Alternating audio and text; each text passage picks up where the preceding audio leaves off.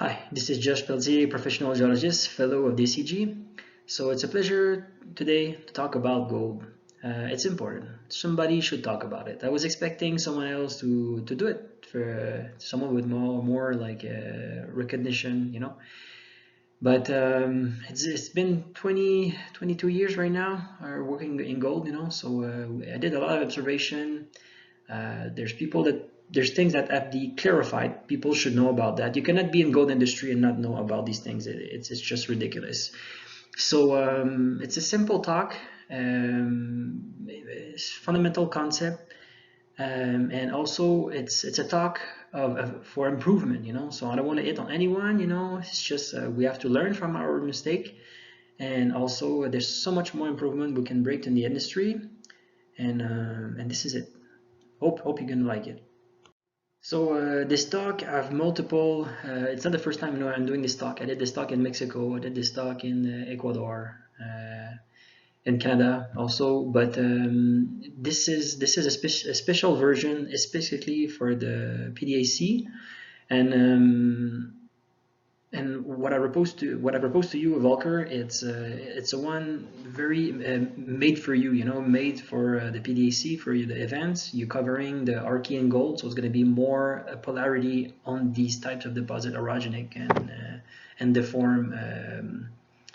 I call that pseudo-orogenic, so the deposits that were made before porphyry or VMS or other things, you know, can be collaborates also, and they're deformed, and because of that, they look like orogenic, but they're not. They're just sheared and folded. So it's a talk for that. So on this talk, I will have the contribution of Kai Guérignou, a colleague and a good friend. It's someone that is not sometimes not really welcome in the industry, but we really need person like him. It's for the improvement of the industry. So he created a lab, GDP research, and myself, Jacques Marchand, Stuart Jackson, and other geologists were supporting his work.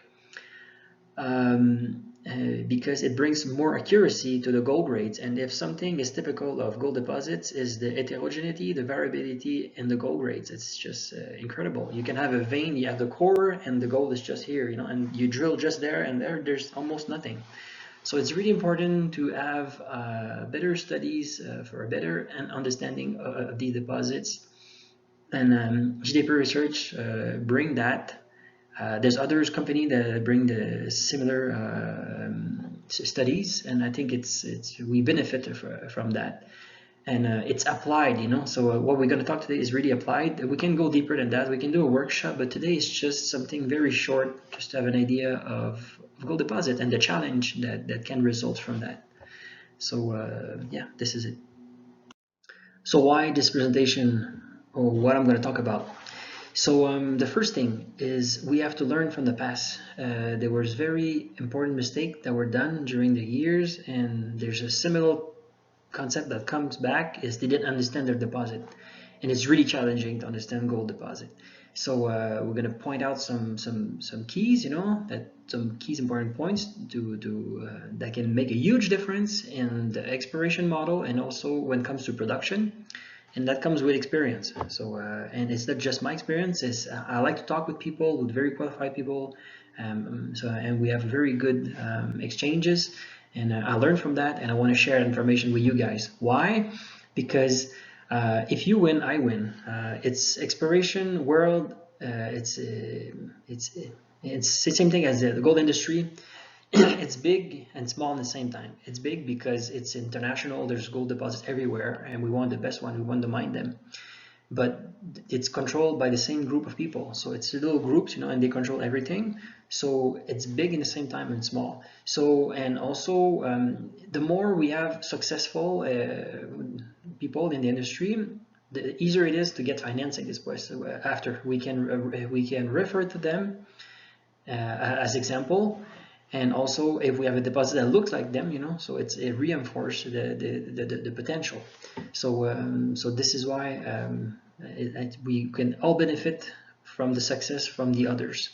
And also, this year I was part of the council, the revision of the 4D 101 with the professional geologists. So I was the one in the group in Quebec. And I was pointing things that I was surprised that geologists with more experience would not point it. And maybe it's because with the time we're brainwashed, you know, so they're successful, they're making money, so we're looking like this, you know. But can we make more money? You know, my background is management. Before studying geology, I was studying management, so that's really important for me. Can we make more money? And just for example, I'm specialized in narrow gold mining, and I'm working internationally, especially in Mexico, with little small producer. And sometimes I'm wondering, you know, how much money does it worth it to do that way? You know, is it like $100 million, $200 million, $300 million? I don't know, but there's a turning point when it really worth it to extract a specific way and to process a specific way, and not just do open pit. Open pit, it's very easy. I understand that it's very profitable for big companies like Barrick Gold and everything. They don't have to mess around with little things. But sometimes when a good part of the gold is there, you know, like I think it's worth it to extract a different way and to process a different way, because there's millions of dollars there, and it's a very important cash flow to do. So for small companies, maybe it can make a difference, but maybe not for the big ones. So maybe the stock is for young small producers or exploration project. I don't know. Time will tell. Los puntos criticales. ¿Por qué queremos estudiar la mineralogía en detalle? Incluido los granos, tamaños, asociaciones y todo. Es porque afecta todos los aspectos del proyecto.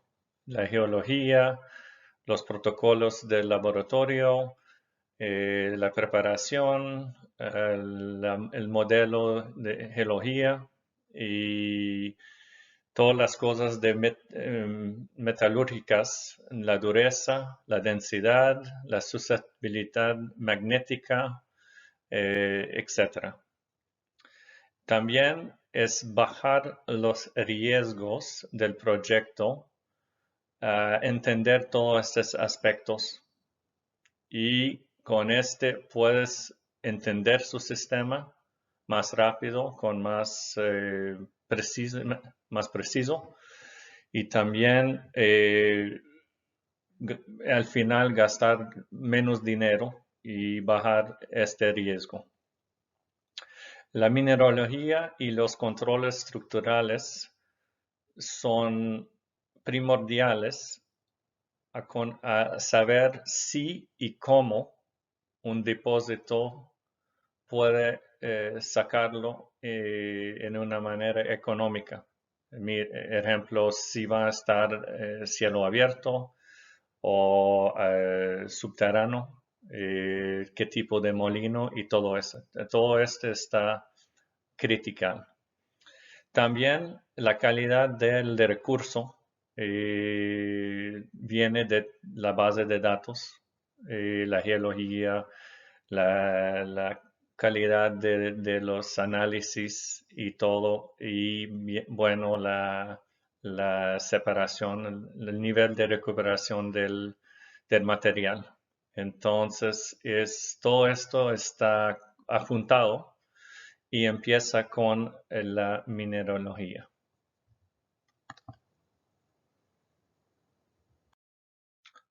Quoting industry professionals and some deficiencies that have been observed, and we have a suggested solution.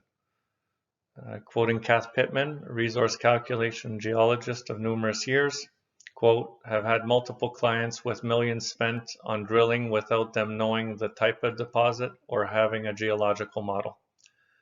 Cliff Stanley, experienced geochemist and QA/QC specialist. Some measures of relative error are of more than 50 years ago, before the age of computers, and when calculators didn't even have the square root function. It's sad to see these still in use, and it's time to use more sophisticated and accurate measures of relative errors that are available to us today, like the standard deviation divided by the mean. Stuart Jackson, very well traveled geologist, international geologist, Obsessive drilling without a sound understanding of the mineralogy, geology, and mineralized domains do not optimize or de-risk a project. And lastly, Ahmed Bouajia, president of Impact Global Solutions, a lab, quote, "I would like to emphasize the importance of our last meeting, which was very interesting exchange of information. In my opinion, GTP has a very useful capability which results in a large value added for those who will understand. Our suggested solution is basically sacrifice a couple of drill holes or redeck some of the budgetary components and basically take out the maximum amount of information from your samples systematically, including the mineralogy, which allows for a lot more optimization and de-risking of all the project components. And also, there's new tools available today, tools and methodologies that didn't exist 5 years ago, which certainly are a step above traditional methods and certainly facilitate many project components. So it's to be open-minded and to implement those new tools. Okay, so maybe the most important thing in that presentation.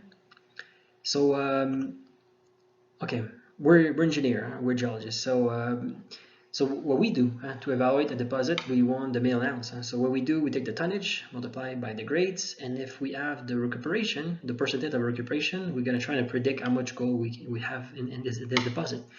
And in my opinion, and also in the opinions of many experimental geologists, when it comes to mining, we're not going to mine an average grade.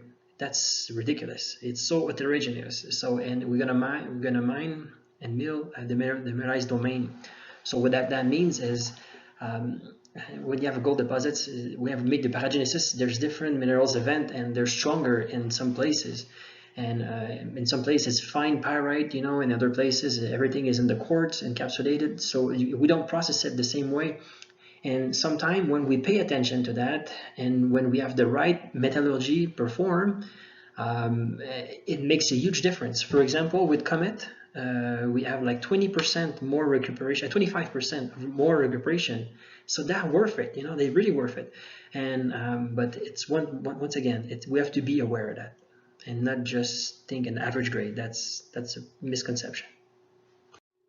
Okay, gold behavior, that's a workshop. And actually, there's really qualified people like Stuart Simons and Richard Goldfarb that did very good presentation about that. Also, William Chavez, very good talk. Antonio Arriva, Damien Gabouri. So there's many of them, but just some suggestion that people that really understand the gold behavior. So for me, I'm a structural geologist. So for me, the fault system is going to be the skeleton of these deposits. And all the round is going to be like the meat, and that's going to due to the porosity. And sometimes we have lithologies, and it change and affects the precipitation patterns. But to keep it very simple, I separate that in two types of deposits. So we have the gold that is transported by metamorphic fluid and the ones by magmatic fluids. So the one by the metamorphic fluids is the orogenic gold deposit, and the gold is transported by sulfur complex, and it's more the change of pressure that's going to do that. I refer to Gabouri. And also, when it comes to epithermal or like a magmatic deposit, so it's going to be a combination of the chloride complex and the sulfur complex, and to the way to the surface. So, but once again, the structural control is fundamental because they are hydrothermal deposit.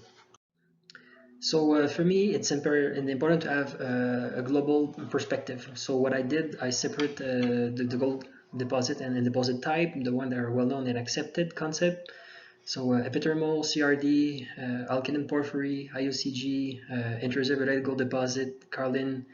The VMS, it's tricky because sometimes it's the epithermal component in VMS that creates the most the gold ones.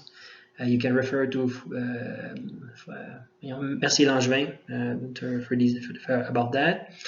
And when it comes to orogenic, I like to separate in both, because for me there's real orogenic, the ones that the fluids are metamorphic, the origin, and they go into shear zones and precipitate in the green schist. But there's the false orogenic, because I work a lot in Canada also, and with my background working in other countries, I'm specialized to recognize these epithermal features, even if they're deformed, and we can see that it was an epithermal deposit or VMS, and they're deformed, and after it goes into the shear zone, so they're not real orogenic, they're just like deformed deposit. And for the skarns, yes, sometimes some have more gold, and SEDEX for me is not clear how much gold they can contain. For me, they can be used for open pit, so it's different avenue.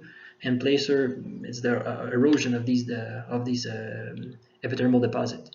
But that's the list of them, and they're all hydrothermal related. Okay, so my purpose in life is to become a metallurgy professor. So I like to have a global view. So what I did here is very simple. So I take the most accepted concept of gold deposits.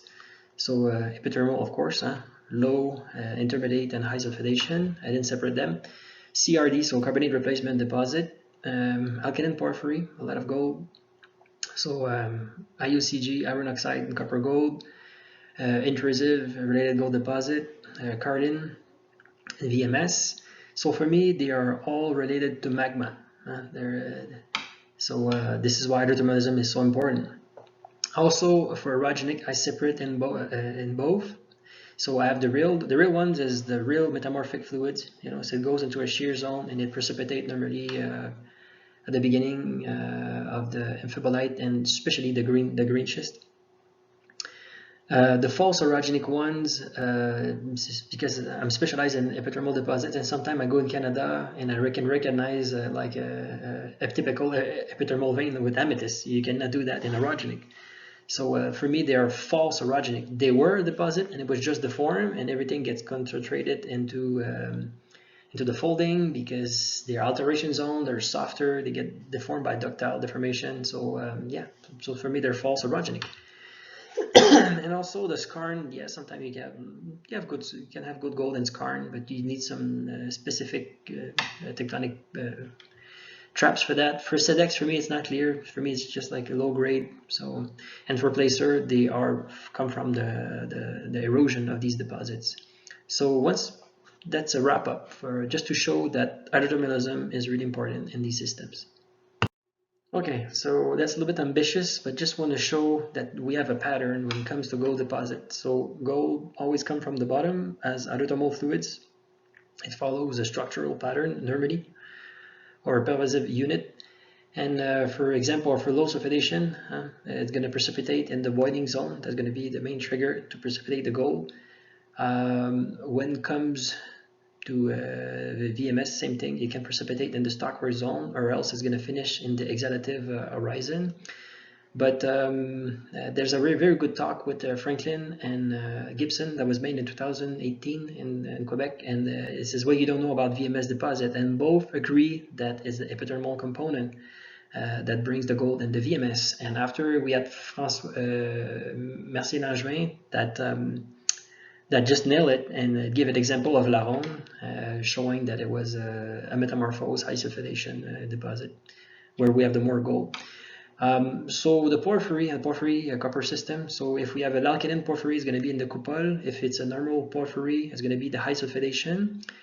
Antonio Arriva give me a very good clue.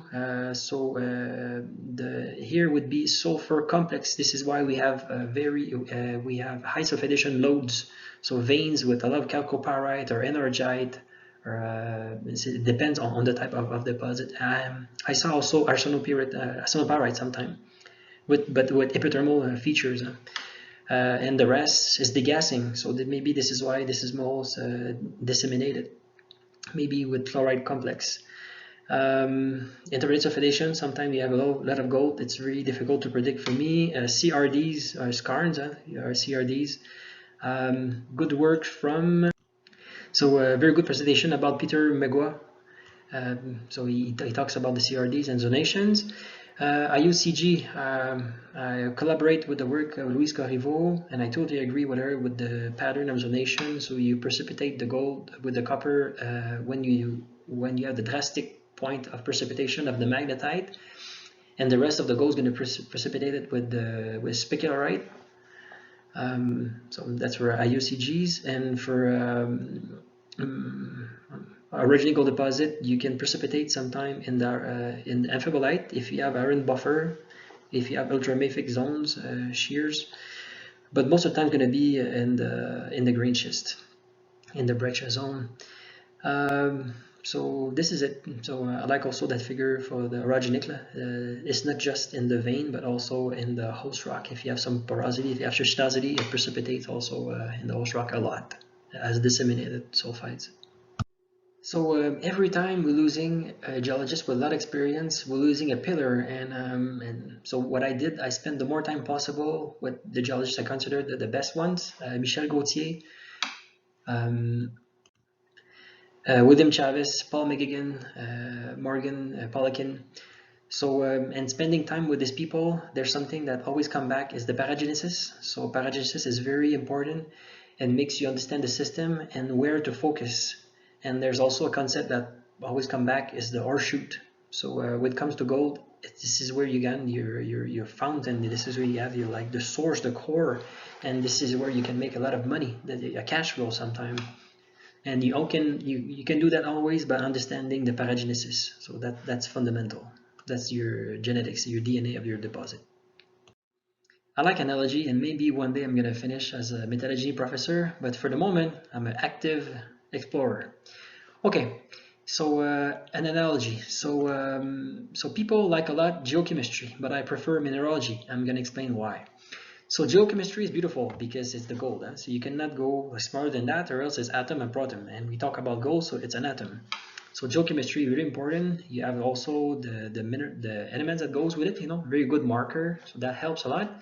But I prefer the mineralogy because a mineral is formed in certain condition, pressure, temperature, are also sulfur.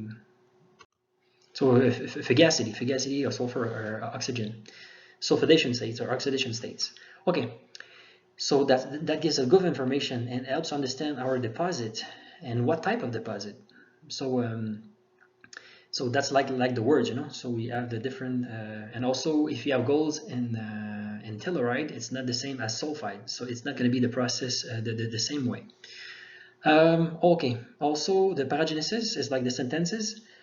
So there's multiple gold events, that brings the gold. So there's like sentences with the words, and there's some words that sometimes you don't want. You don't want the word arsenic or antimony because it can create a problem with the metallurgy. So that's important to know that. Also with the metallurgy is like the paragraph. So it's all the events, that when it comes the memorization system. And after you have the chapter, so you want the chapter before, because sometimes it can be in sediments, and there's folding, and there's a big impact in the zonation of the hydrothermalism. And also the chapter after, so if you have the basin and range, for example, it's like a samurai that chop everything, and dismembering the deposit. So there's other chapters after it can have big impact in your deposit. So that's my view. Okay, so I did my schooling in Montreal with UQAM, and a really important professor that we have there was Michel Gauthier. So he was when he was referring to exploration, we were like hunters, So it's really important to have good trackers. And also I have the chance to hire him in some of my project, and he always had that mentality of a tracker. He was like trying to find things that from the beginning we can have an idea of what deposit that we have, and there's some type of mineralization that is typical, like for example, if you have some copper in framboidal pyrite, that's typical of geogenesis. So from the beginning, you know exactly what type of deposit you're going to have. So so this is what I'm using for metallurgy. So I'm trying to figure like if I have some boiling textures, so I have a low sulfidation. That's clear. But at some time we can have some similar features, intermediate sulfidation, but it's going to be barite. So there's very diagnostic mineralogy that we can have features that helps to figure out from the beginning what type of deposit do we have. Okay, so that particular slide is for the junior mining explorationists. So please don't do what I call the battleship drilling, you know. So we have a grid, you drill every 100 meters, you know. In a mineralized zone, they have some soil at surface. That can kill your project. You can do it at the beginning, you know. But when after 10 drills, you have to focus on your ore shoot. You have to choose one ore shoot and just drill it, trying to understand what it is and what it's made of. And also it's going to help you where you are in your system, you know. If it's a low sulfidation, like in that case, you know, the boiling zone was super important, you know. So we return. So I'm not gonna name the company because it's confidential, you know. But we just return in where they went, and we'd find a very economic body there, you know. Maybe because they were looking for a giant, it was not what they're looking for, but it was an economic deposit. So I really recommend that from the beginning, trying to find your ore shoot and drill it, and trying to find out where you are in that system. Amigos, ya somos en 2022. Los depósitos fácil, encontraron, ya lo encontramos. Ya se quedó los depósitos difíciles. Tenemos que pensar. Para mí, el battleship exploration ya está, it's over. Let's forget about this thing. ¿Sí? Barrenamos de una manera sistemática cada 100 metros, eso no se puede. Tenemos que usar más nuestro cerebro, tenemos que usar más, todo, la geoquímica, la metalogenia, las inclusiones fluidas. ¿Sí? Un barreno vale de 20,000 a 40,000 dólares, más todos los gastos, un otro 20,000, 30,000. Entonces, eso hablamos de 60,000 dólares. Podemos invitar a un profesor, Jeffrey Denquist, no sé, Cito es muy caro, pero invitar a mí, invitar a geólogos con mucha experiencia, y eso vale la pena. Con 10,000, 20,000 dólares, te dan un pequeño reporte, ya barrenamos en el buen lugar y ya pega bien. Y después los inversores tienen más confianza. Entonces no podemos gastar los billetes como antes y barrenar de manera ciega, eso no se puede. Tenemos que usar más el potencial. Y también un dicho de un amigo, buen amigo mío de Riverside, Jean-Marc Staudy, decir knowledge is gold. So I'm a field geologist, I'm a practical geologist. So so just want to show a little bit of that example why we were successful there. Okay, so the first thing, so we looking at the old core, you know, we can find some what we call green quartz. So this is typically low sulfidation. We have some boiling textures also that confirm that hypothesis.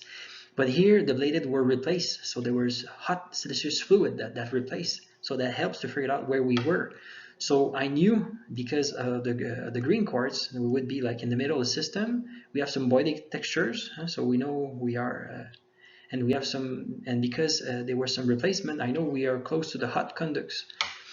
And also there was some manganese. So I says, hey, we cannot be too far from the surface. So, or maybe there was a displacement in the level of the boiling.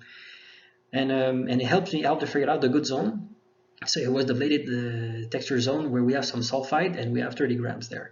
So it really pays to understand your deposit and to drill directly at the right spot. So I think we're definitely entering an era of better exploration. Money is getting rarer, so we have to be effective from the beginning. So there's not many chances, you know. So from the first shot, you have to be successful. And also, when you're successful, people like what you do and they get some confidence in you. So, and for sure, we don't have the budget of Newmont, Agnico, or B2 Gold, you know, but there's something they do. So they hire some student to do some studies, you know, and they understand from the beginning their deposit. But we're a junior, we don't have time to do that. But we can do at least understand our system, and from the beginning have a brilliant and intelligent drilling campaign that brings some success and brings some confidence in the company.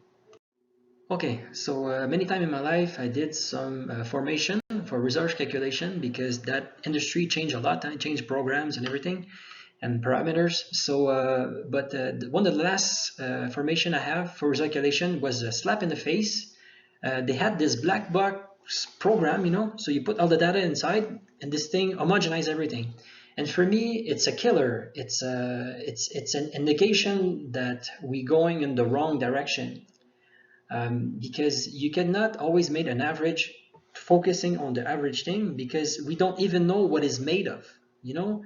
If it's two different type of mineralization, they can have similar grade, but they will not be processed the same way, and they don't have the same mineralogy.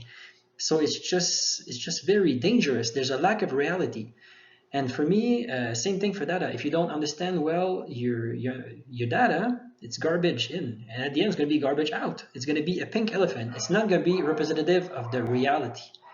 And there's a tendency. I'm going to show it again multiple times. A gold deposits is originally heterogeneous. You have a core, and the mineralization is there. You're trying to cut, and it's not there. So the grade, per definition, is heterogeneous. So so these black box things, with it's okay to use artificial intelligence, but there's a limit to it, definitely. Okay, so recently I precipitated to resource calculation, and once again the same pattern happened again. So the only thing that they could use that was reliable for them was the assays. So they create like ISO grade based on the grades, and with the leapfrog, the bubbles, you know. So it was totally not representative of the deposit. Like I couldn't see the structure, I couldn't see the faulting, I couldn't see the zonation, I couldn't see the diorite where it was mineralized. So that didn't make any sense. And it's a good thing that I was there, and I put some pressure on the group to say, like, wake up, guys, you know, because or else it's gonna be a pink elephant. It's gonna be representative of the reality. There's things that we have to pay attention.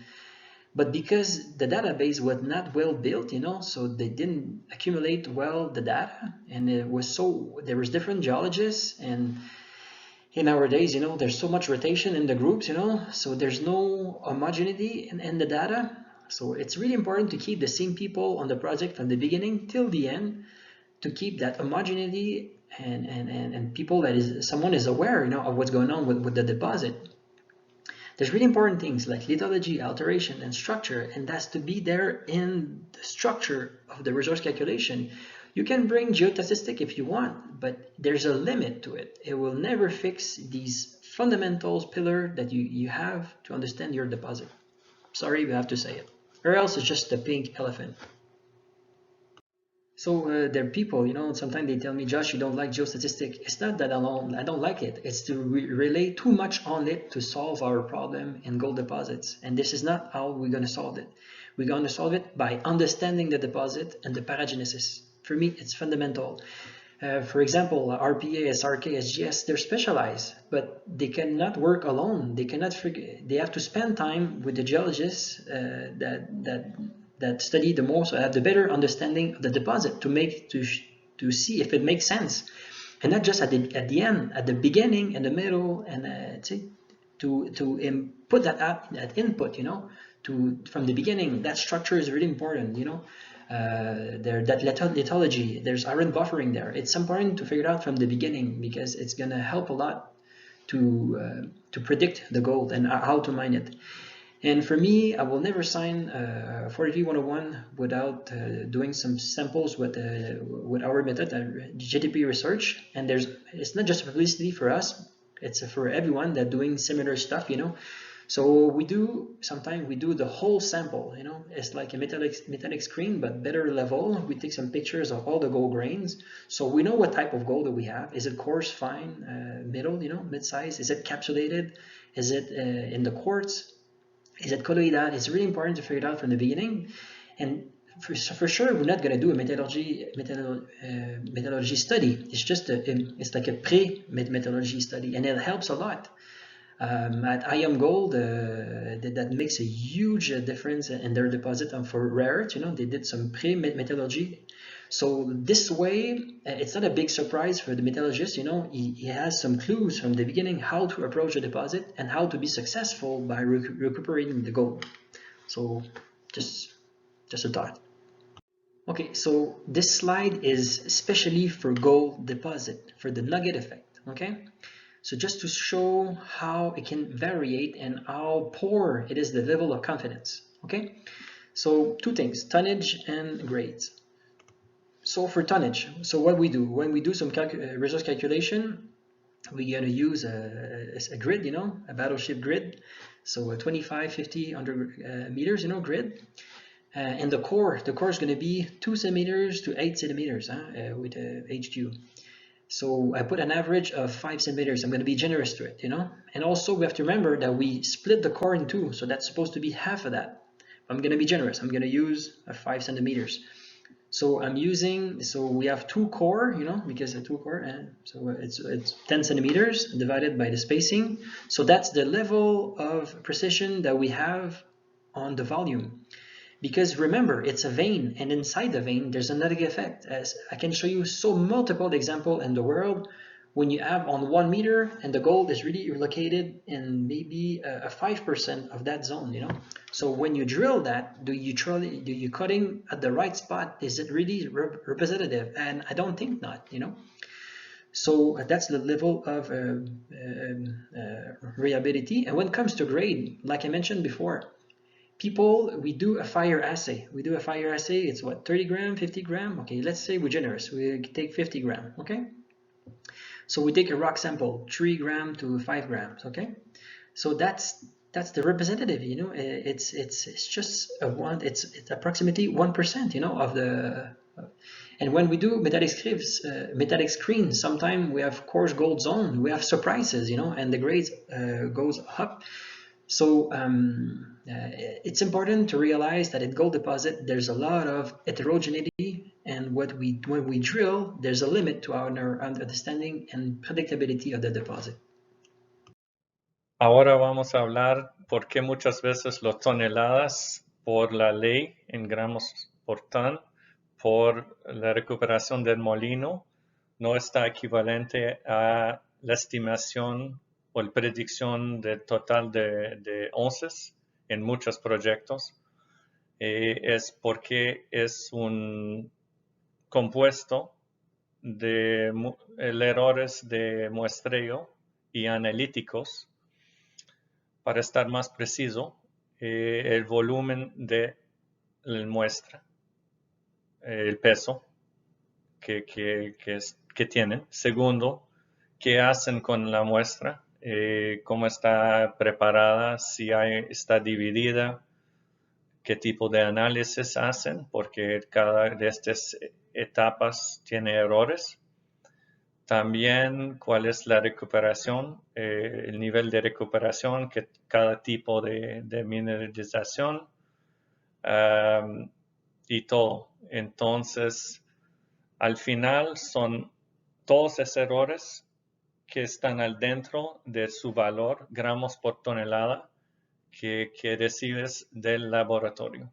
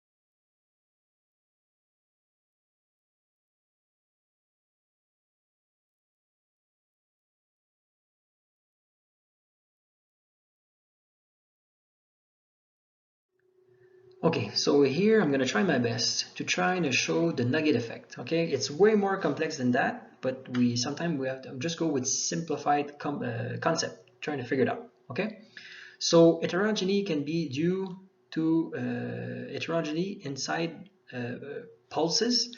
So the first pulse, normally it's hotter, you know, so it's and there's more porosity, you know, it's not filled, so it's going to cover more space, you know. But with the time, and most of the time, the meroxide fluid is going to be siliceous, so it's going to cover the cavities.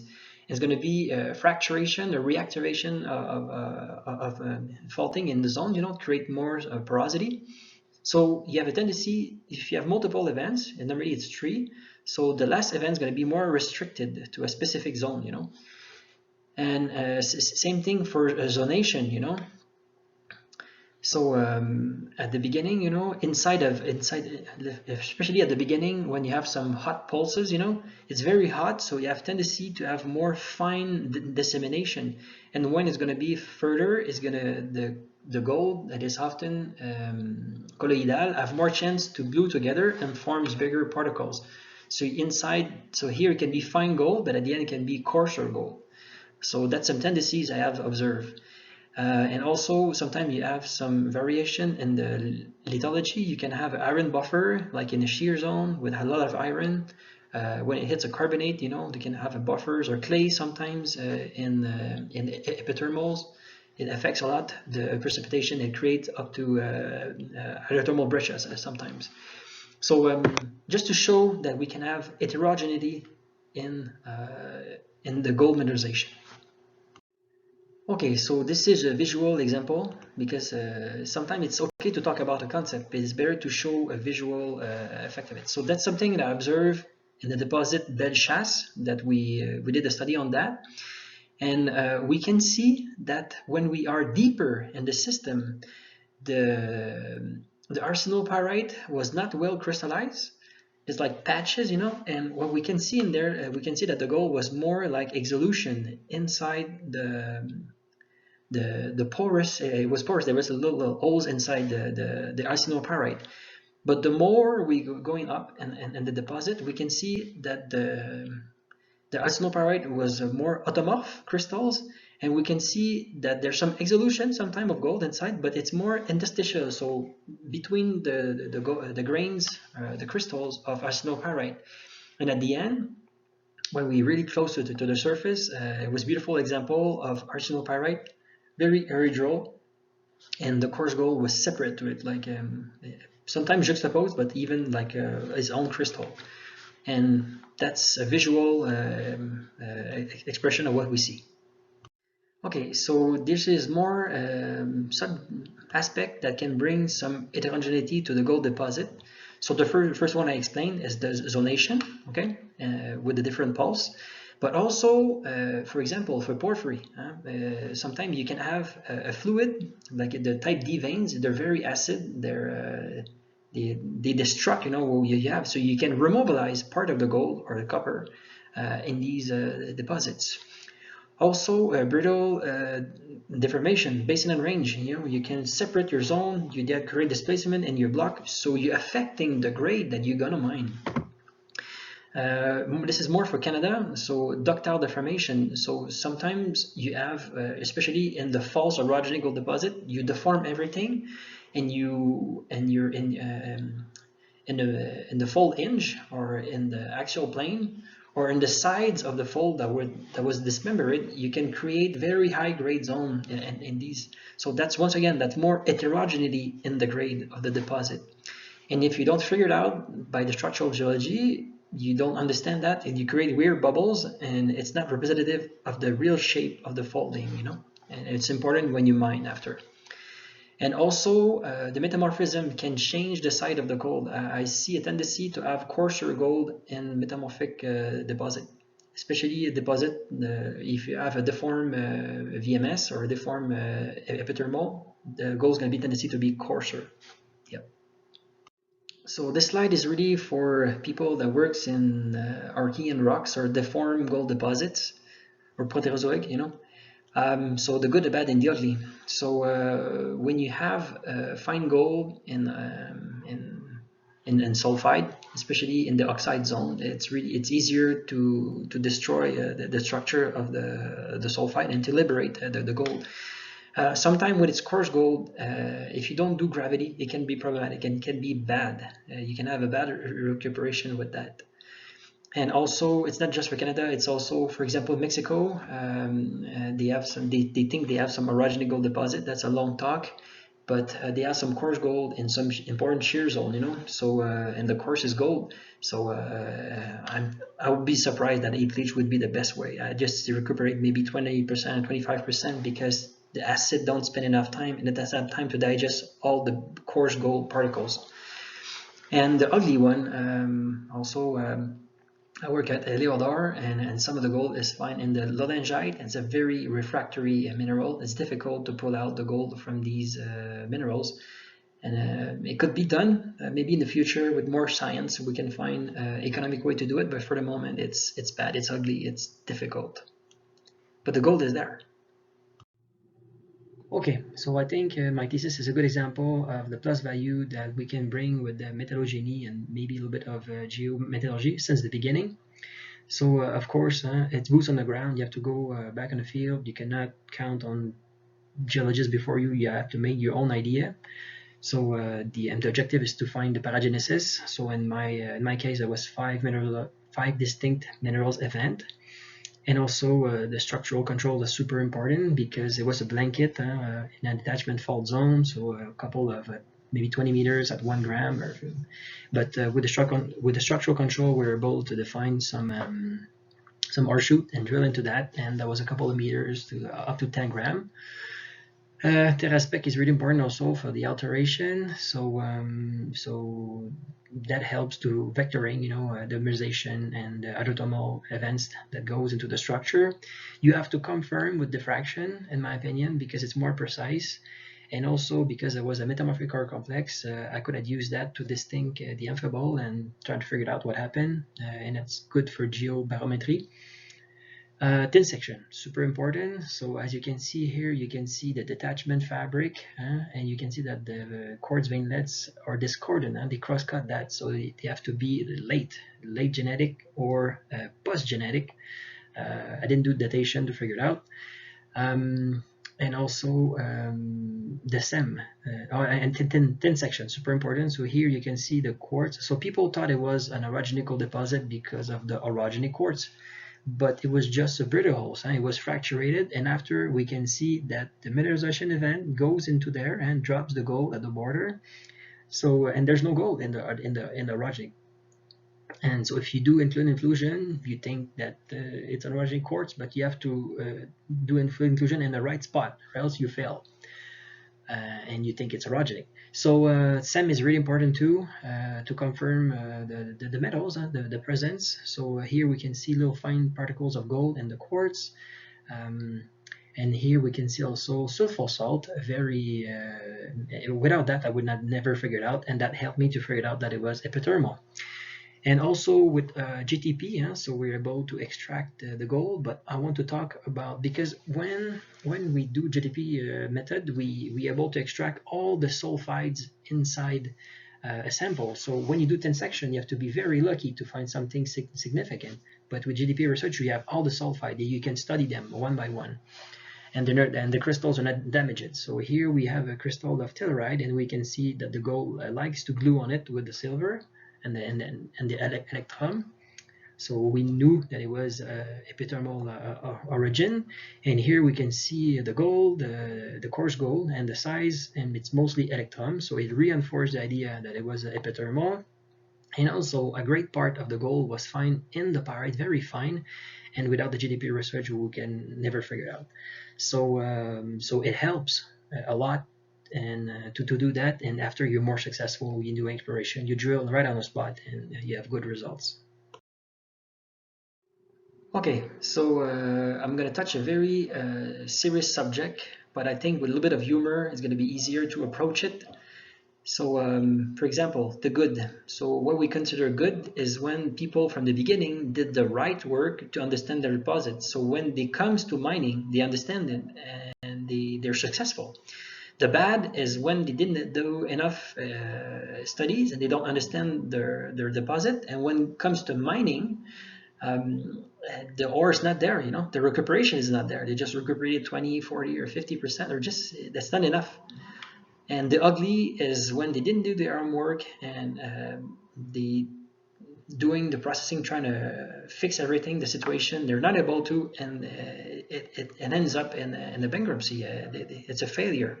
And the company get bought by another one for cheap. And that's a sad story, but that happened a lot in the industry. Let's see some examples. Okay, I think one of the best examples for using properly the geoscience to be successful in the exploration program is MineXfield with the Ixtaca project in Puebla, Mexico. So Morgan Polican, he was flying with a helicopter, so he see a huge alteration zone. So that's interesting. So he returned then after with a team, and he did some clay study, alteration of the alteration. So, and also you can observe some silica centers features. Oh, interesting. And after he returned there, he finds some manganese veins and silver veins, and he did some fluid inclusions. So he knows at the top of the system, a fertile low sulfidation system. So a little bit more study after with the clay, I think so, to figure out the zones of heat, where you got the more heat in the alterations. First drill, super successful, 100 meters at 0.5, 0.7, I don't remember. And after, with more drilling, he was able to build a 4 million ounce gold deposit. And you don't make that much. That doesn't happen too much in the industry today. But it shows that when you have qualified people from the beginning, it can make a huge difference. Put in there on the right project. So here some example of successful company with project or region. So I visited the Carlin in 2002 with the Barrick Gold with François Robert. He invites Michel Jabrac. Okay, so we visit that, and at the beginning it was just Carlin deposits. So it was supposed to be decalcification and some specific limestone, so resulting in low grade 0.5, maximum 1 gram per ton. But François Robert have a very structural vision for these gold deposits, and he says that we can find higher grades. And with the time, he figured out the gold strike zone, so it brings so much million ounce to to Barrick Gold. Cripple Creek, I visit that this year. It's a telluride gold deposit. So the people before, the pioneers, they were mining only the high grade zone. But Newmount figured out that there was a really important halo that goes to 0.5, I think so, their limit, with a cutoff of 0.2, something like that. And so the previous goal was just 1 million ounce, but right now it's resulting in 11 or 12 million ounce of gold. So just with the low grade overprint. So that's really important. It changed totally the game. With La Ronde, I visited that also in 2001 with UQAM. So when I visited the mine, I think they were just at 700 meters.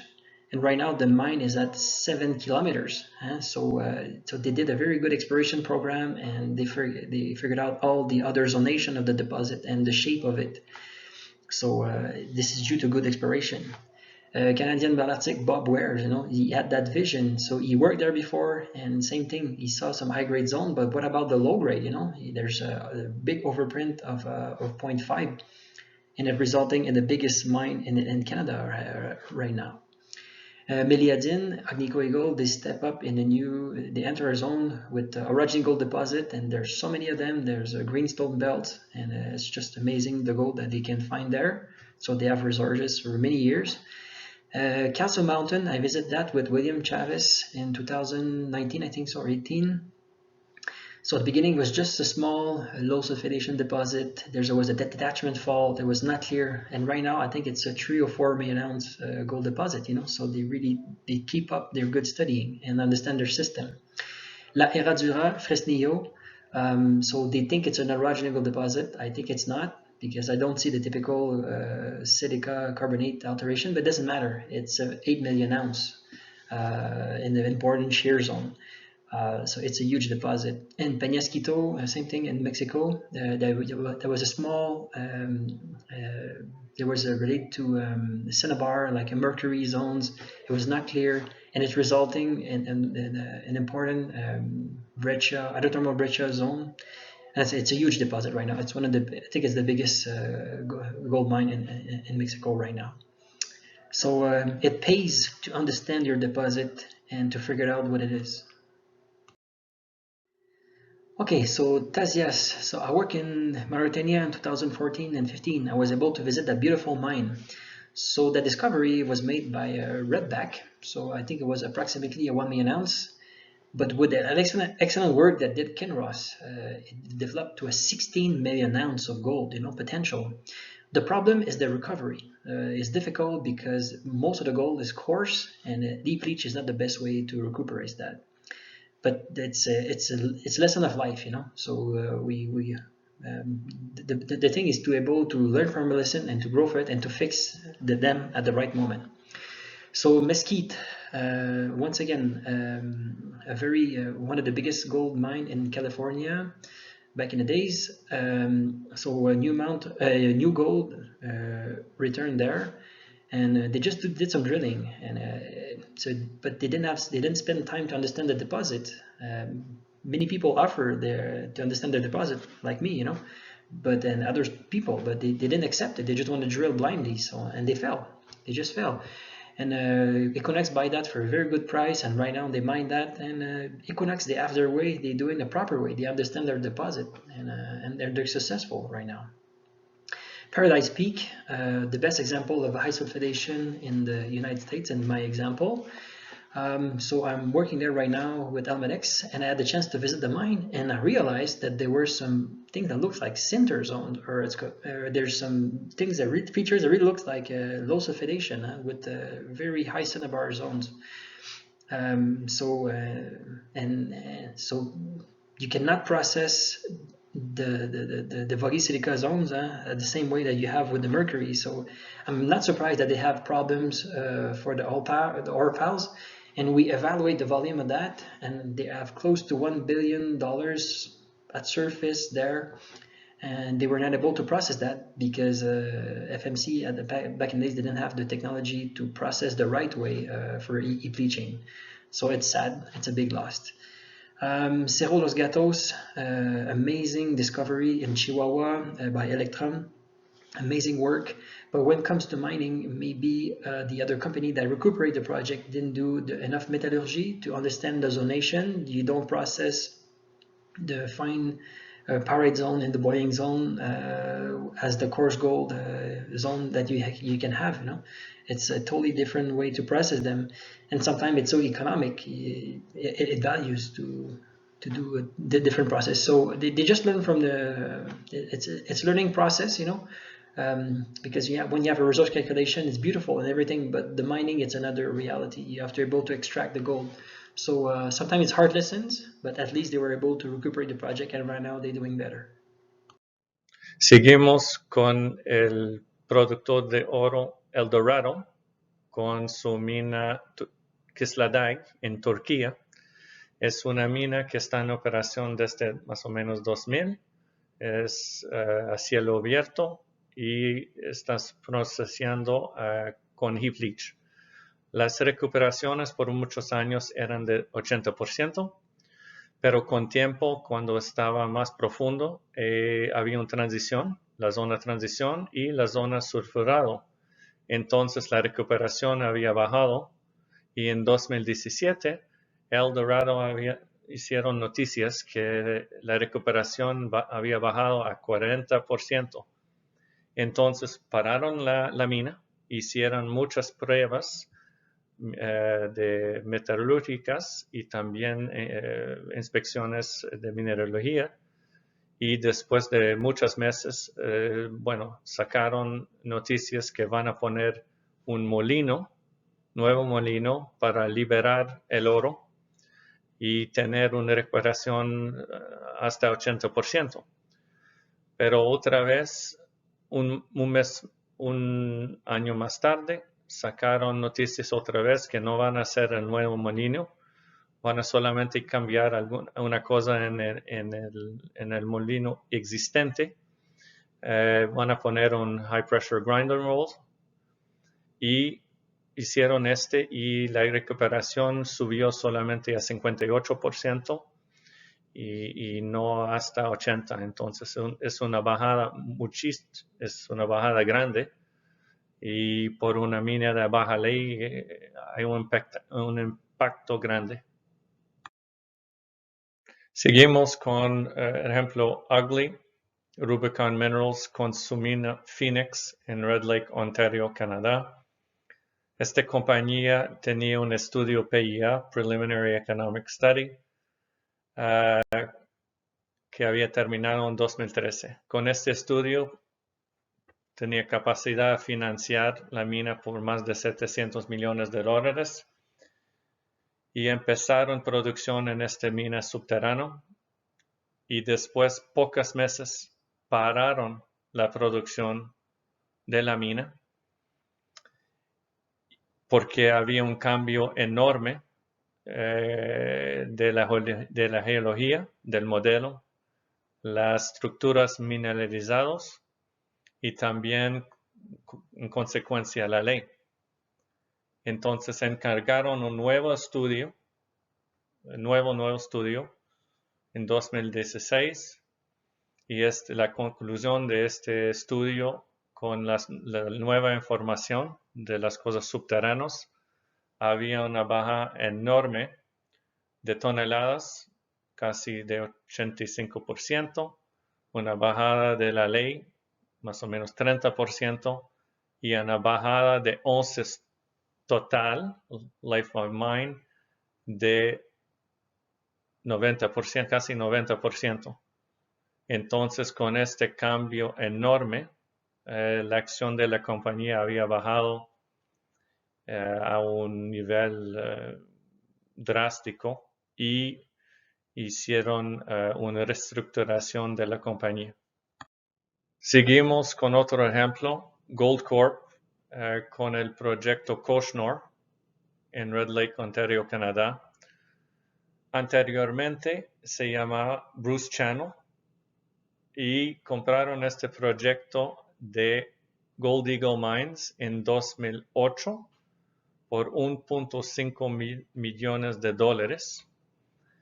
Siguieron con exploración y había una predicción que van a estar en producción en 2015, pero con más trabajo había un cambio con la geología y las estructuras de las interpretaciones de la primera etapa, y entonces había cambiado la estrategia, que ahora sería solamente un proyecto de exploración avanzado y que faltaba mucho trabajo todavía para estar a nivel de producción. Entonces, con un nuevo recurso, había una bajada de casi 40% del onces total, con la nueva interpretación de la geología y con los parámetros que había cambiado con la nueva información, con las etapas siguientes. Entonces, todavía este proyecto no está en producción. Moving on with another example, TMAC Resources, Hope Bay Mine in Northwest Territories, Canada. The issue there was faulty metallurgic recoveries. In their 2015 pre-feasibility study, they predicted 91% plus recoveries after numerous metallurgical tests through firms and some companies. Production began in 2017, and the initial months, the recovery percentages were about 62%, much lower than the predicted 91%. The company then moved to renovate and optimize the existing new mill, and as you can see on the chart here on the right side, the recoveries percentages slowly rose and got up to 88% in October 2020. The updated feasibility in March of 2020 predicted a going forward recovery percentage of 85%. As a result of the discordance between the prediction or the testing and the actual mill recoveries, the TMAC stock drastically declined over time from $20 down to under $1. As a consequence, TMAC eventually sold out to Agnico Eagle for just under $300 million after spending over $700 million on the project. Okay, so this is due to my my background in management. So I have a degree in management before geology. So just some advice to whoever want to listen, you know. But I think it's a tendency. So if you want to be successful in exploration, I think you need these 4 pillars, or else you're gonna hit a wall. So the first thing is management. You need a good management. If the money is not well managed, it's gonna fail. It's gonna fail. So what is management? The good management of the money is to hire qualified people. So you need a very qualified geologist. Some people pretend to be, but you need a good management able to recognize a good one.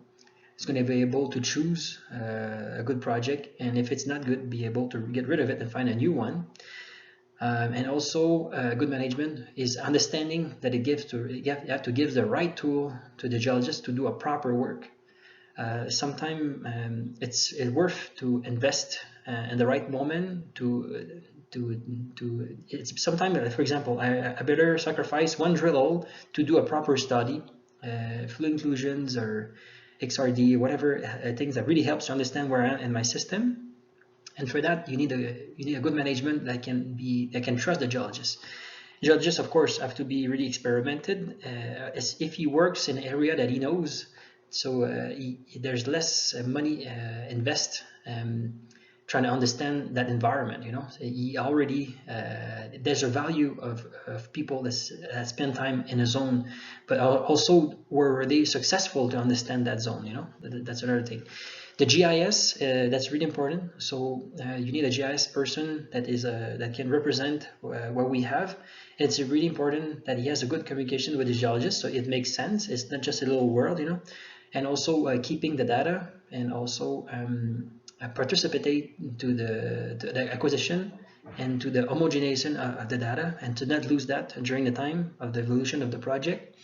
Also the community, and the more it goes, the more there's some failures because there's a bad management with the relation with the community, and suddenly after 2 or 3 years we have a surprise and people don't want mining there, and what happened, you know. So it's really important to be involved with the community from the beginning, to explain what we're going to do and make them participate, and not just by a school or a hospital, you know. Just make them part of the team, you know, so they can see the future of that. After another level, when you go more to mining environment, is really important, because you have to show that you really understand what you're doing, and you're respecting the laws of the government, you know, that protects the environment, and also to show that you care, you know. So, but everybody's doing that, but from the beginning, just to remember that. Mining engineer, fundamental, because what I see a lot is when you don't have a good one, it's going to dilute your material, you know. So if you have one that can extract exactly what you want, and also not losing by the bad designing of the mine, especially if you're underground, it's fundamental. And metallurgist, so it's one of the key person, because it's going to be the recuperation. But this guy cannot do miracle. He needs a good communication with the geologist to understand what's going on. So if you have a good geologist that do metallurgy, he can guide him. So this way, he's not starting from the beginning, you know. You have a good idea of what the challenge is going to face and what he's going to focus to be able to extract the gold, and find the economic way to do it, talking with the mining engineer. So for me, that's the pillar to be successful. En conclusión, cuando estamos hablando de depósito de oro, no minamos la ley promedio. Necesitamos definir, entender, minar y molinar los diferentes dominios mineralizados. La paragénesis preliminario es un guía para definir su dominio mineralizados. Metalogénesis y geología estructural son críticas para entender y definir su modelo geológico y su tipo de depósito y asimilar la parte mineralizada de su sistema y su forma. Utilizando geoquímica sin mineralogía es posible temprano en proyecto, pero traiga mucho más riesgo con los proyectos más avanzados y la producción. Para avanzar tus proyectos es obligatorio tener un equipo, es un trabajo de equipo, y por favor consideren los 4 pilares si eran un explorador y los 7 si eran un productor. Luego es vital a combinar el buen trabajo de campo con las nuevas tecnologías que existen hoy que no eran hace unos años. El nivel de confianza de su recurso es directamente religado a su calidad de la interpretación geológica, el muestreo representativo y los protocolos de análisis y también los estadísticos que están poniendo. El llave de un proyecto es para bajar el riesgo el más temprano posible y mineralogía está la fundación. Gracias a todos por su atención y esperamos que esta presentación era interesante y útil y que tienen éxito en sus proyectos. And remember, knowledge is gold.